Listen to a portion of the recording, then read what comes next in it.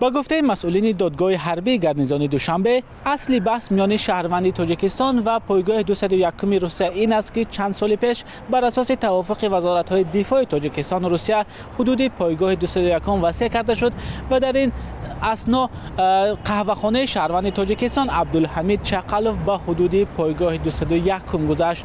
اما عبدالحمید چقلوف از این قرار به گفته مسئولین دادگاه حربی ناراضی است و از بالایان به دادگاه شکایت برده است تا مسئولین پایگاه 201 به او اجازه بدهند که به حدود پایگاه وارد شده از قهوه‌خانه‌اش استفاده کند. این بحث 3 سال است که دوام دارد. به گفته مسئولین دادگاه حربی، نخست دادگاه بحث را به فایده شهروند تاجیکستان حل کرد، ولی بعداً با شکایت کاساسیونی پایگاه 201 کلیه حربی دادگاه عالی قرار سود زینه پایانی را بیکار نمود. عبدالحمید چقلوف شهروند تاجیکستان که حالا با پایگاه 201 وارد بحث دادگاه شده است میگوید او میخواهد که پایگاه یا با حق استفاده از قهوه‌خانه‌اش را بدهد یا پول آن را پرداخت کند و یا حداقل پول اجاره آن را بدهد. اما به گفته چقلوف پایگاه 201 هیچ یک از این شرط‌ها را قبول نمی‌کند.